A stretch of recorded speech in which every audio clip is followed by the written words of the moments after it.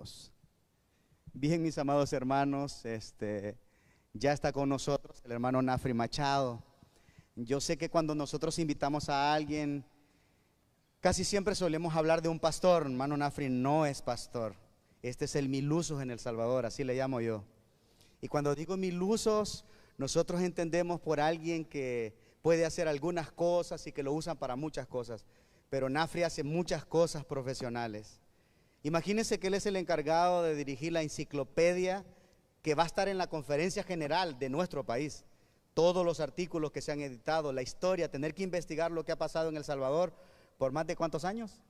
Desde 1915. Desde 1915, y en tener que investigar y hacer los artículos. Él es el actual director de producción de nuestra unión. Todo lo que tiene que ver a veces con audio, video, promociones, materiales de ministerio infantil, materiales de jóvenes, materiales de todo lo que pasa. Él es el encargado de la hoja web de nuestra unión, trabajamos varios años juntos, para ser específico 4 años allí en la oficina, él más tiempo en la oficina, yo más en el campo, pero la verdad es que siempre fue un privilegio trabajar con él. Y Nafri siempre es una persona que resuelve.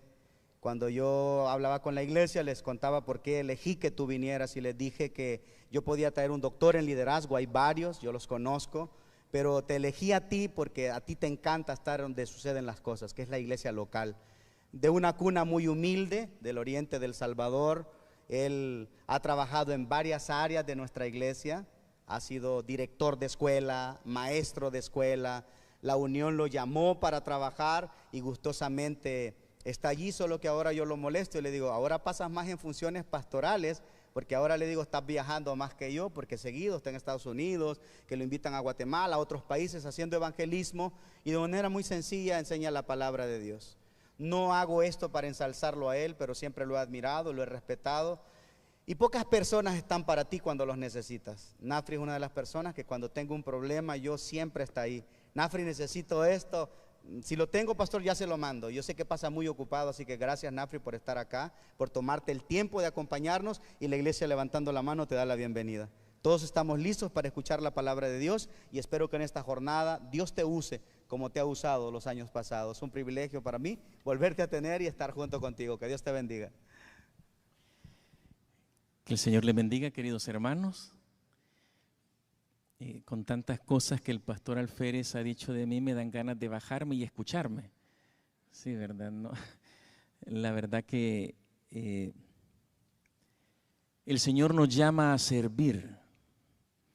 Y simple y sencillamente, cuando tú decides servir, estarás haciendo lo que tu maestro te ha pedido.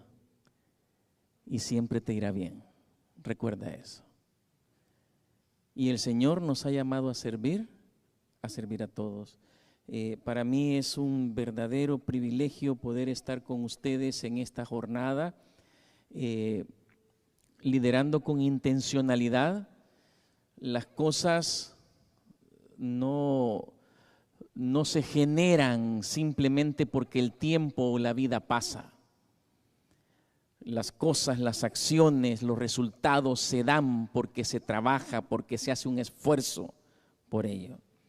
Por lo tanto, para ser un buen líder, y líderes somos todos, porque todos fuimos hechos a imagen y semejanza del Señor, así lo dice la palabra del Señor. Entonces, para ser buenos líderes, buenos hijos del Señor, tenemos que crecer de manera intencional. Esperamos que este fin de semana podamos todos aprender. Yo mismo vengo a crecer junto con ustedes y a aprender junto con ustedes. Mi esposa Ana del Carmen y mis hijos Nafri Abdiel y Xochitl Esther les envían saludos a todos ustedes. No los conocen, pero los aman porque ustedes son nuestros hermanos. Sí, son nuestros hermanos. Y recuerde que allá en la eternidad tendremos millones de hermanos que nunca hemos conocido y tendremos la eternidad para conocernos. Aquí solo tenemos un fin de semana, ¿verdad? Mi familia está muy contenta, yo estoy muy contento, gracias por el buen trato que pues en primer lugar he recibido de parte del pastor y en segundo lugar aquí al venir a la iglesia uno lo hacen sentir bien, hermano. Y yo me siento bien, me siento en mi iglesia porque estoy con mi iglesia, la iglesia del Señor. Apacienta mis ovejas. es el título del devocional que tendremos o estudiaremos en esta tarde. El 10 de mayo de 1940, Winston Churchill se puso al frente del gobierno británico. Las tropas de Alemania estaban empujando hacia el Atlántico, específicamente hacia la playa de Dunkerque en Francia, al ejército profesional de Inglaterra. Así que había que tomar una decisión. La primera decisión que Churchill tomó fue no negociar la paz con Hitler y hacerle frente, pero para poder hacer eso tenía que rescatar al ejército profesional británico atrapado en Dunkerque. Había un problema. Las unidades Panzer de los alemanes estaban avanzando y llegarían antes de poder rescatar a los soldados. Así que Churchill tomó lo que él ha llamado la decisión más difícil que tomó en su vida. Había una localidad, Calais, que estaba antes de llegar a Dunkerque, y se les ordenó a los 4,000 soldados británicos que estaban en Calais que tenían que detener al ejército alemán, resistir lo más que pudieran. El ejército inglés apenas tenía fusiles, metralladoras. Los alemanes estaban avanzando con sus tanques. El 25 de mayo, Churchill envió uno de los mensajes más difíciles que tuvo que enviar en su vida al general Nicholson. Aquel mensaje decía: cada hora en la que usted sigue existiendo es de la mayor ayuda a la Fuerza Expedicionaria Británica. El gobierno ha decidido, por tanto, que debe seguir luchando. Tenemos la mayor admiración posible por su espléndida actitud. La evacuación, y esta fue la parte difícil, la evacuación no. Repito, no tendrá lugar para ustedes. El general Nicholson entendió el mensaje del primer ministro. Todos los demás soldados británicos tendrían una oportunidad para escapar. Ellos no. Para ellos no iba a existir rescate. Debían defender la posición hasta el último hombre.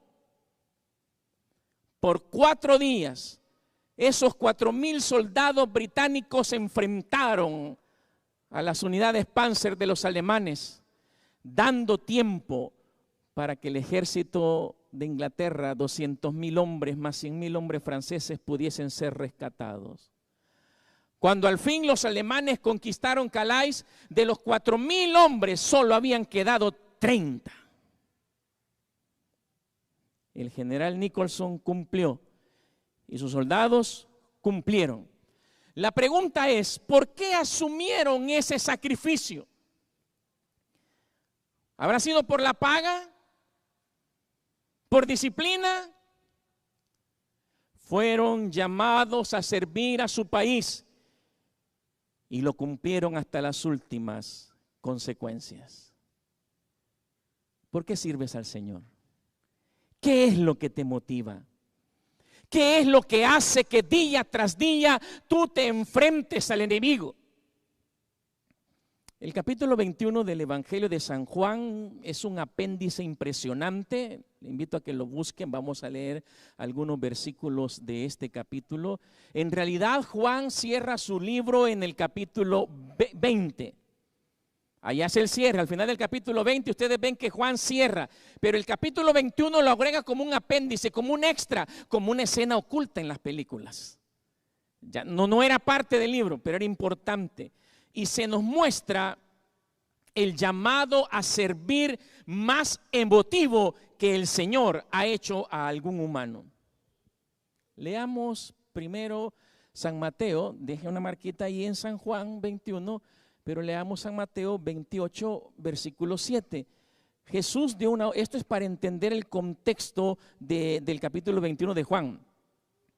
Versículo 7 del capítulo 28 de San Mateo dice: e id pronto y decid a sus discípulos que ha resucitado de los muertos, y he aquí va delante de vosotros a Galilea. Allí le veréis, he aquí os lo he dicho. Pedro y el resto de los discípulos aquí reciben la orden de que se vayan para Galilea después de la resurrección del Señor, y les manda a decir el Señor: allá los voy a estar esperando, allá los voy a encontrar. Y ellos, pues muy obedientes, se fueron, regresaron a Galilea. Hermano, esto tuvo que haber sido difícil. 3 años antes, estos mismos hombres habían salido de Galilea siguiendo a Jesús, que los invita a ser pescadores de hombres. Mientras que posiblemente alguno de sus parientes, de sus amigos: ¿y por qué te vas con este? Este es otro Mesías más, ahí vas a venir fracasado después. Y ahora Jesús les dice: regresen. Ya todo el mundo sabía que a Jesús lo habían crucificado, lo que no sabían es que había resucitado. Cuando Juan y otros discípulos llegan a Galilea, pues lo más seguro, hermanos, es que, pues por ejemplo, allá había alguna su tía que le dijo a Pedro: ya ves, Pedro, te dije que no te fueras con él, ahí vienes otra vez a lo mismo. Otros se alegraron de verlos, sus parientes más cercanos, pero cargar con el fracaso, qué difícil es. Pasaron algunos días y Jesús no aparecía. Quizás nunca me perdonará, pensaba Pedro. Por eso no viene. Se siente defraudado, no siente orgullo alguno por mí. Este hombre se martirizaba por haber fracasado, por haber negado a su maestro. A tal punto que de tanto repetirse esto, decidió abandonar el ministerio para el cual había sido llamado. Verso 3 del capítulo 21 de San Juan. Verso 3. Sucedió esto. Simón Pedro les dijo: voy a pescar. Ellos le dijeron: vamos nosotros también contigo. Fueron y entraron en una barca, y aquella noche no pescaron nada. Allí se para Pedro y le dice: no sé ustedes, muchachos, pero yo abandono el sueño. Ya no más pescador de hombres. Mi familia necesita comida, hay que pagar las cuentas, tenemos deudas, así que yo regreso a las redes, me voy a pescar. Ahí vean ustedes. El liderazgo de Pedro era fuerte, hermano. Era tan fuerte que los otros discípulos dijeron: bueno, si este se va, pues nosotros nos vamos también. Entendamos de una vez que nada se construye ni nada se derrumba si no es alrededor del liderazgo. Comprenda eso. ¿Escuchó? Nada se construye ni nada se derrumba si no es alrededor del liderazgo. Y cuando Pedro dijo: abandono el sueño, los otros también lo abandonaron. Cuidado con darse por vencido. No está solo, es un líder, usted influye. Influye en su esposa, influye en sus hijos, influye en sus parientes, influye en los hermanos de la iglesia. Hay gente que lo está viendo y su fracaso llega a convertirse en el fracaso de ellos. Y eso pasó con los discípulos.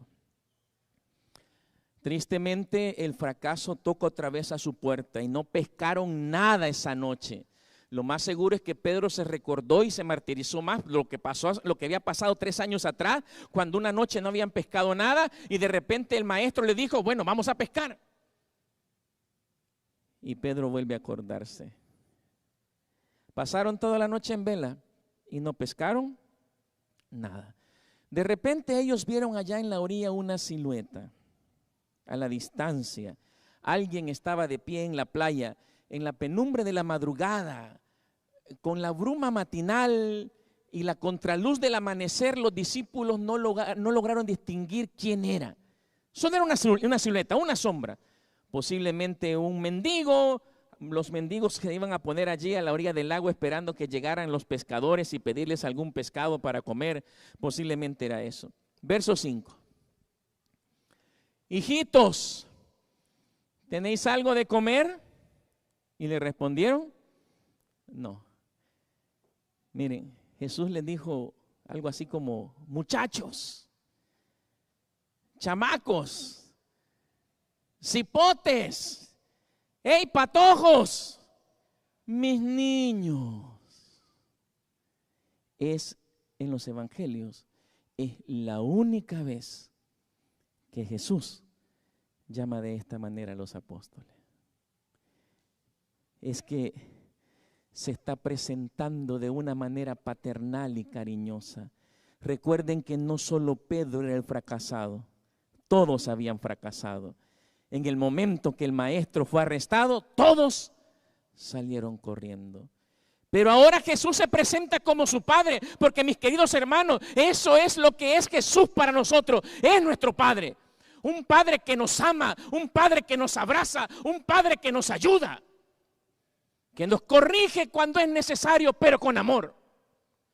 Hijitos, ¿te recuerdas cuando eras niño? Quizás allá en tu país de origen o acá. Allá en nuestro país, ¿verdad? Éramos niños, salíamos a la calle, jugábamos pelota, fútbol en la calle. Allá en El Salvador jugábamos chibolas, le decíamos nosotros, canicas, les dicen, ¿verdad? O si no jugábamos trompo, algunos, yo nunca quise aprender. ¿Conocen el trompo? ¿Cómo le dirán en México? ¿Sí? ¿Así? Y en Guatemala igual, ¿verdad? Sí, sí. Yo nunca aprendí, ¿sí? Chibola sí iba a jugar, canicas sí iba a jugar. Y de repente llegaba la hora de la cena y entonces mamá salía allá a la calle a gritarme y decía, Nafri, vení a comer. Hermano, y eso era más fuerte que la llamada de un general, ¿va? Y no porque fuera enojada de mamá, aunque de repente era medio rígida, ¿va? Sino porque era hora de ir a comer. ¿Cómo te sentías cuando te llamaba tu mamá, tu papá? Ven, siéntate a la mesa. En casa disfrutamos el momento de ir a la mesa, la cena. Desayuno y almuerzo no se puede porque desayuno se sale muy temprano de la casa al trabajo y a mediodía estamos en el trabajo. Xochitl Esther tiene 20 años, ahorita está de vacaciones con nosotros, ella estudia en Montemorelos, en la universidad, y está de vacaciones. Nafri Abdiel es el pequeño, tiene 16 años. Y ahí tenemos un muchacho que es como nuestro sobrino. Y ahorita que están todos, llega el momento de la cena y les digo a todos, vengan, vamos a comer. Primera regla, no hay celulares en la mesa. ¿Sí? En la mesa no hay celulares. Quiero que nos vean las caras, hablemos. ¿Cómo te fue el día? ¿Cómo estuvo? A veces pareciera ser que los muchachos hablan en monosílabos. Bien. ¿Y cómo te fue en el colegio? Bien, si acaso contestan o si no le hacen así, ¿verdad? Pero ese es un momento especial que ellos nunca olvidarán. Niños, vengan. ¿Tenéis algo de comer?, dijo el Señor. Los discípulos estaban tan tristes que simplemente dijeron no, como un adolescente, ¿verdad? En monosílabo, no. Verso 6. Y él les dijo, echad la red a la derecha de la barca y hallaréis. Entonces echaron y ya no la podían sacar por la gran cantidad de peces. Fue instantáneo, hermano. En ese momento el recuerdo vino 3 años atrás. Allí estaba Jesús. Y Juan le dice, Pedro, Él es Jesús. Es el Señor. Todos sabían que era el Señor, solo Juan se atrevió a decírselo, es Jesús. Los pescadores allá en Galilea en las noches, la faena muchas veces la hacían desnudos. Así que Pedro lo primero que hizo fue ponerse la ropa. Estaban como a unos 100 metros de la orilla. Así que el lago no estaba tan hondo. No piensen ustedes que Pedro era nadador olímpico y se tiró y comenzó a nadar, ¿verdad? No, hermano, se tiró y comenzó a caminar. Aquello no estaba hondo. Quería encontrarse con Jesús. Sabía que había una deuda entre él y Jesús. Y ya no soportaba, quería escuchar que Jesús le reclamara, que Jesús le echara en cara su fracaso. Algo quería escuchar. La última vez,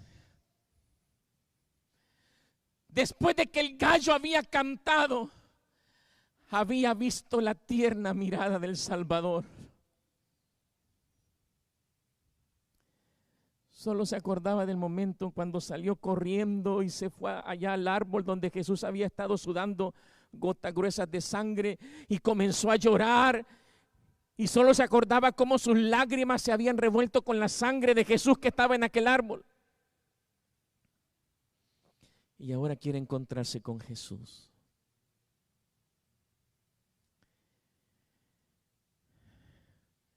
Pero ¿qué es lo que encontró Pedro y los demás discípulos? La misma figura paternal. Ahí estaba Jesús asando un pescado. Había puesto un sabroso pan ahí que ya estaba listo. Con miedo llegó Pedro acercándose, los otros discípulos sacando la barca con la gran cantidad de peces. Y entonces Jesús les dice, ahí en el verso 13, Jesús dice que hizo, tomó el pan y les dio, y asimismo del pescado. Del pescado. ¿De qué le recuerda esta escena? ¿En qué otro momento cercano anterior Jesús había tomado pan y les había dado? Ay, hermano. Otra vez el corazón de Pedro, ¿verdad? Se recuerda la noche del fracaso. Pero Jesús los espera como siempre los había esperado. Jesús siempre se preocupaba por proveer para ellos. Hay un detalle que nosotros a veces olvidamos como cristianos. Mi Dios, no sé el de ustedes, ojalá que sea el mismo, pero mi Dios no es un Dios ciego que no ve mis necesidades. Y aunque yo no le pida en oración por ella, Él siempre provee para mí. Mi Dios no es un Dios sordo que no escucha mis oraciones. Él siempre las escucha y provee para mí. Ahora sabían que Él era Jesús. Hay algunos detalles, 153 peces, ese pez que estaba siendo asado, ese pan. Algunos pudieran haber dicho que la resurrección de Jesús fue espiritual, que lo que habían tenido en los otros encuentros con Él habían sido experiencias extrasensoriales. Pero en la descripción que hace Juan nos está asegurando de que Jesús estaba ahí con ellos en realidad, de carne y hueso. Porque Jesús es real. No sé qué clase de Dios es el tuyo, el mío es un Dios real. Que me acompaña, que está conmigo, que siempre está a mi lado. Es más, cuando más mal me porto, más cerca está de mí, insistiéndome, dame, hijo mío, tu corazón. Comieron con miedo, con pena. Pero Pedro se sentía triste porque hasta este momento Jesús no le había dicho nada. Simplemente se había portado como un padre. Se levantó Pedro, Jesús se levanta con él, se van a la orilla de la playa. Verso 15. Y cuando hubieron comido, Jesús dijo a Simón Pedro, Simón, hijo de Jonás, ¿me amas más que estos? Le respondió, sí, Señor, tú sabes que te amo. Y él le dijo, apacienta mis corderos. Pastor Alférez, ¿alguna vez su mamá lo llamó con su nombre completo? ¿Cuándo, pastor? No sé si les pasó a ustedes eso. Cuando mamá llamaba y nos decía el nombre completo, decimos allá en mi pueblo, encébese el lomo, que ese día le cae. Cuando decía la mamá del pastor, va, el Meromar Alférez. Y si el pastor ya comenzaba a pensar, será por esto, será por esto, será por esto, no sé por cuál, ¿verdad? Es que cuando un hijo escucha el llamado de sus padres, que los padres lo llaman por su nombre, mis hijos lo saben. Mis hijos tienen un problema en casa, que mis hijos viven como en un juego de ping pong, donde ellos son la pelota y mi esposa es la raqueta que está a un lado y yo estoy al otro. ¿Entiende? Hay disciplina por un lado y por el otro. Así que ellos saben que cuando mi esposa y yo le decimos Xóchitl Esther Machado Ramos, ella, mire, tengo una hija muy inteligente, ella llega así, mire. Ya sabe que algo hizo. No llega con una intención de, ¿y qué hice? ¿Qué hice? ¿Qué pasó? Ella ya sabe que algo hizo, ¿no? El varoncito es un poco diferente, él llega con una actitud un poco más así como que gallito, ¿verdad? Sacando el pecho. No sé cómo es la actitud de sus hijos cuando usted les llama para regañarlo. Jesús llama a Pedro por su nombre completo. Simón, hijo de Jonás. Ya dijo Pedro, ya llegó el momento. Ahora es cuando me va a regañar. Ya, aquí arreglamos. Decimos en El Salvador, de aquí salimos, ya salimos del maíz picado. Aquí vamos a salir del problema.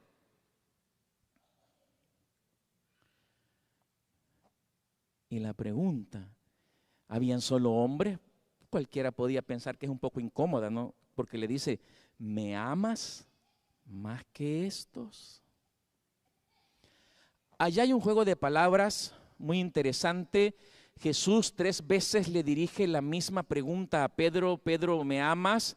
Y Pedro siempre le contesta igual, Señor, tú sabes que yo te amo. Solo que hay un problema. Las primeras 2 veces Jesús, para preguntarle a Pedro si le amaba, utilizó en griego la forma para amor de agapeo, que es el amor perfecto, el amor divino. O sea, le preguntó a Jesús, ¿me amas con el amor perfecto del Padre? Pero esas 2 veces Pedro le responde, sí te amo, pero no usa agapeo, usa fileo, que es el amor aquí entre nosotros los hermanos, un amor humano, un amor imperfecto.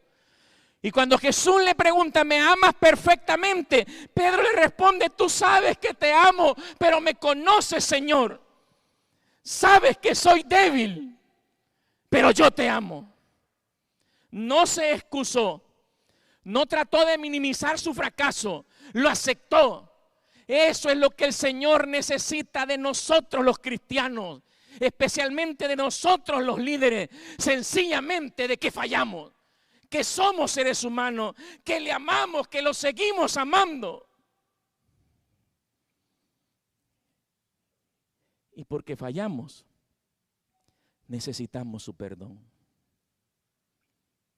Ahora, sucede algo al final, en la tercera vez. Cuando ya Pedro ha contestado 2 veces con fileo, viene Jesús y se baja. Y la tercera vez, cuando le pregunta, ¿me amas? Ya no habla del amor ágape. Usa la misma palabra que había estado usando Pedro, fileo. Y fue por eso que Pedro se sintió triste. Porque Jesús se baja y le dice, de verdad, ¿estás seguro que aunque sea con ese amor imperfecto, estás seguro que con ese amor me amas?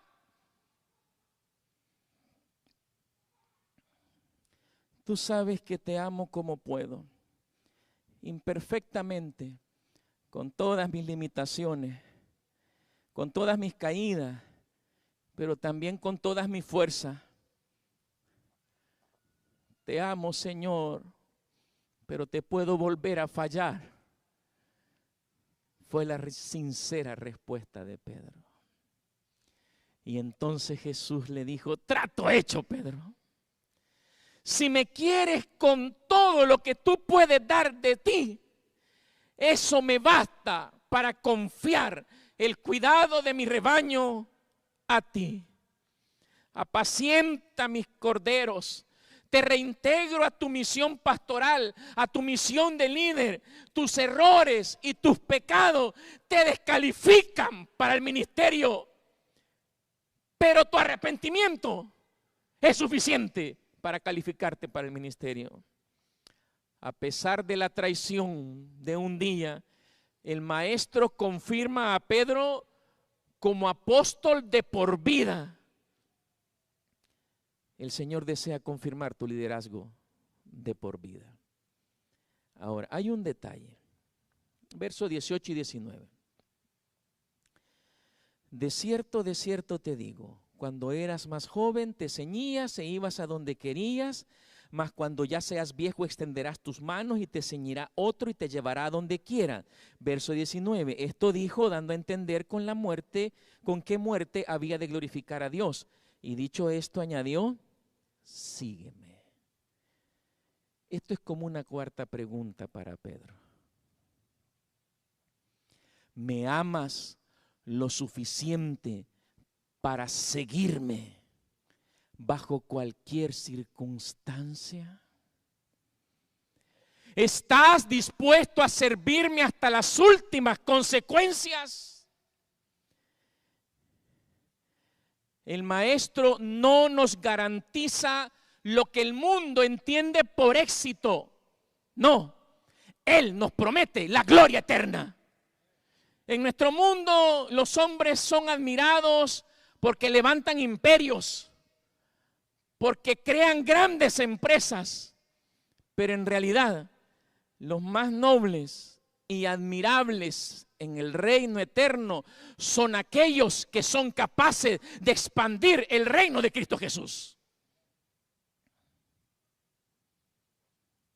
¿Eres capaz de seguir al maestro hasta la última consecuencia? Verso 21 y 22. Ahora aquí el escritor Juan de ese apéndice se expone a sí mismo. Cuando Pedro le vio, porque Juan iba atrás siguiendo a Pedro y a Jesús, dijo a Jesús, Señor, ¿y qué de este? Jesús le dijo, si quiero que él quede hasta que yo venga, que a ti. Y entonces, ¿qué le dijo? ¿Ah? ¿Cómo le dijo? Es que el llamado al servicio no es para la iglesia. ¿Estás oyendo? El llamado al servicio no es para la iglesia, es para ti. El Señor me ha traído este fin de semana no para transformar una iglesia con mis exposiciones. El Señor me trajo porque tiene un trato con una persona acá. Y por esa persona me trajo, no por toda la iglesia. El grave problema es que no sé quién es. Si supiera quién es, me siento con ella y entonces arreglamos todo y terminamos todo, ¿verdad? Es que el llamado es personal. No sé si ustedes han visto, no sé si aquí se dan las carreras de caballo. ¿Sí? ¿Se dan las carreras de caballo aquí? ¿En el hipódromo? ¿Sí? ¿Han notado ustedes que a los caballos o a las yeguas que corren en el hipódromo les ponen unas cosas aquí a los lados? No sé cómo se llamarán. ¿Sí? ¿Se han fijado? ¿Para qué les servirán esas cosas? ¿Ah?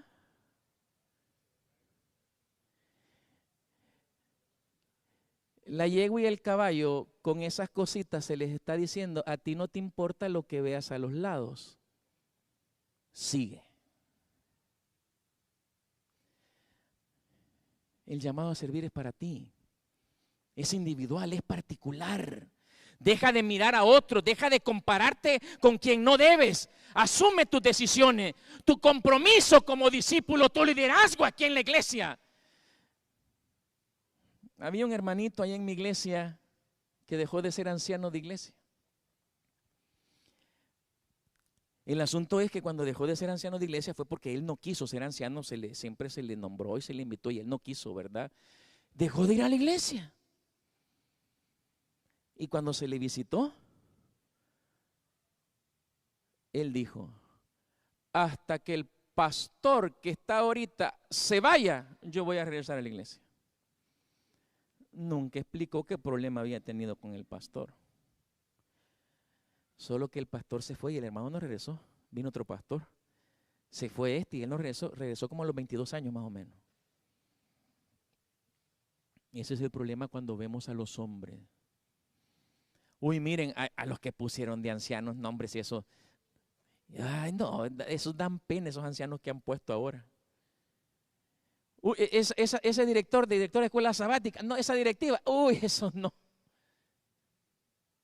¿Ha notado qué fácil somos para criticar? O para simplemente decir, como él no hace, yo tampoco hago. Ante Dios no vale excusarse con lo que otros hacen o dejan de hacer. El llamado del Señor es: sígueme tú, aprende tú, crece tú, sé intencional tú. En 1856, después de pasar 16 años en la selva africana, David Livingstone regresó a Inglaterra para hacer una breve visita. Lo sorprendieron con una gran bienvenida, hicieron grandes actos para celebrar las grandes cosas que Livingstone había hecho en África. Lo reconocieron por los inmensos sacrificios que él había hecho. Y en uno de esos discursos o de esa fiesta, cuando lo invitan a pasar a él, el orador, así como el pastor Alférez, muy propio, ¿verdad? Y hablando del hermano Nafri, y qué pena para mí, ¿verdad? Después, hermano, tantas cosas grandes que dijo el hermano Alférez. Y hubo un orador así y dijo: y admiramos al doctor Livingstone por los grandes sacrificios que ha hecho. Y el doctor Livingstone pasa conmovido por aquello y comienza a decir: ¡qué sacrificio! Jamás hice un sacrificio. Por mucho que dejara atrás, Dios siempre me devolvió mucho más. Se puede llamar sacrificio a lo que no es más que devolver una pequeña parte de la gran deuda que tenemos con Dios y que nunca podremos pagar. ¡Qué sacrificio!, dijo el doctor Livingstone. Ciertamente no ha sido un sacrificio, más bien un privilegio. Puede que a veces las preocupaciones, las enfermedades, las penalidades y los peligros hagan que nuestro ánimo vacile y se hunda, mas solo será por un momento. Pero todo eso no es nada comparado con la gloria que en nosotros y por nosotros ha de manifestarse. ¡Qué sacrificio! No deberíamos ni atrevernos a decir tal palabra si recordamos el inmenso sacrificio que hizo Jesús al abandonar el trono de su Padre en lo alto para dar la vida por nosotros. Damas y caballeros, cerró el doctor Livingstone diciendo: nunca he hecho un sacrificio. Livingstone regresó a África a seguir su trabajo misionero. El 1 de mayo de 1873, en un pequeño poblado a la orilla del lago de Benguela, en Zambia, después de sufrir a causa de la malaria y de una hemorragia interna producida por disentería, su ayudante Susi entró a su tienda y lo encontró de rodillas. Susi se echó para atrás pensando que había interrumpido al siervo del Señor en sus oraciones, pero cuando vio que no se movía, se acercó para encontrar que aquel gran hombre, David Livingstone, había muerto de rodillas. Sus asistentes, Susi y Shuma, yendo en contra de las creencias de su pueblo, quisieron devolver el cuerpo del doctor Livingstone a Inglaterra. Removieron su corazón, sus vísceras, untaron el cadáver con sal, lo dejaron secar al sol durante 14 días. Y después de aquel proceso de momificación, envolvieron el cadáver del misionero, caminaron 1500 kilómetros cargando a aquel hombre hasta llegar a las costas de Bagoyo en el Océano Índico, donde un barco lo transportaría hasta Londres. Finalmente, el cadáver embalsamado del doctor Livingstone llegó a Inglaterra en 1874, con una nota en la que se podía leer: pueden quedarse con su cuerpo, pero su corazón pertenece a África. Fue sepultado en Londres. Allí Pero los africanos, habiendo tomado su corazón, lo enterraron al pie de un árbol de mucua, porque ellos decían que el corazón de aquel hombre pertenecía a África. Donde esté vuestro tesoro, ahí estará vuestro corazón. ¿Amas la iglesia del Señor? ¿Amas la obra del Señor? ¿Amas al Señor? El Señor te está llamando para que apacientes sus ovejas. El Señor te está llamando para que hagas una diferencia, para que te unas al trabajo misionero, para que seas un discípulo del Señor. No uno que simplemente se conforma con venir y escuchar, sino uno que impacta al mundo con su testimonio y con sus palabras. Y cierro con estas palabras de Theodore Roosevelt, presidente de Estados Unidos. No es el criticón el que cuenta cuando nos muestra cómo puede tropezar el fuerte o cómo pudo haberlo hecho mejor el que realizó proezas. La honra le pertenece al hombre que está en la palestra, aquel cuyo rostro está desfigurado por el polvo, el sudor y la sangre, que lucha con valentía, que yerra y falla vez tras vez, así como Pedro falló, pero que conoce y disfruta el entusiasmo y la dedicación. Quizás al final podrá saborear el triunfo de los grandes logros de una causa noble.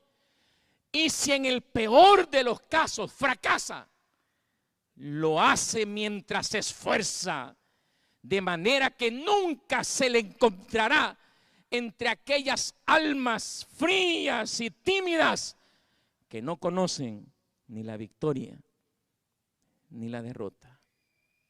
El Maestro cuenta con nosotros, hermano. Él espera que cada uno de nosotros decida por sí mismo apacentar la grey del Señor, hacer discípulos, cumplir la gran comisión hasta las últimas consecuencias. La recompensa no es temporal, la recompensa es eterna y la recibiremos aquel día cuando el gran príncipe de los pastores regrese y nos diga: bien hecho, siervo fiel. Sobre poco has sido fiel, sobre mucho te pondré. Y el Señor viene pronto, hermano. Él está a las puertas. No es momento de que estemos inertes, no es momento de que estemos fríos, es momento de que encendamos en el fuego del Espíritu Santo nuestra iglesia y llevemos ese fuego al mundo para rescatar las almas que se están perdiendo. Dios nos ha dado el privilegio de vivir en este momento más crucial de la historia de la raza humana. ¿Aceptarás el llamado del Señor? Yo esta noche quiero terminar con una oración. Y yo quisiera orar por aquellos que le quieran decir a Jesús como Pedro: tú sabes que te amo, así imperfecto, con mis errores, así como estoy, pero te amo y quiero servirte porque te amo. Ayúdame, Señor. ¿Quisieran ustedes orarle al Señor así? Si tú quieres orar conmigo, ponte en pie para orar junto conmigo. Ponle a los pies del Señor Jesús tus debilidades, tus errores, tus pecados, pero también dile cuánto lo amas. Porque si estás aquí, es porque a pesar de tus errores, tú amas mucho a Jesús. Díselo. Oremos. Gracias, Señor. Gracias por la oportunidad que tú nos das de servirte. Así como llamaste a Pedro, y a pesar de sus errores y a pesar de su traición, tú lo restituiste. Tú nos amas a nosotros y nos haces el mismo llamado. Por eso hoy aquí te decimos: Jesús, te amo. Soy débil, tengo errores, pero te amo, Señor, y no puedo encontrar otro mejor lugar que estar a tus pies. Ayúdanos, Padre, a ser los discípulos que tú necesitas en este momento. Nuestra vida está en tus manos. Gracias por aceptarnos, por perdonarnos y por regalarnos el ministerio de la predicación del Evangelio. En Jesús lo pedimos todo y agradecemos. Amén.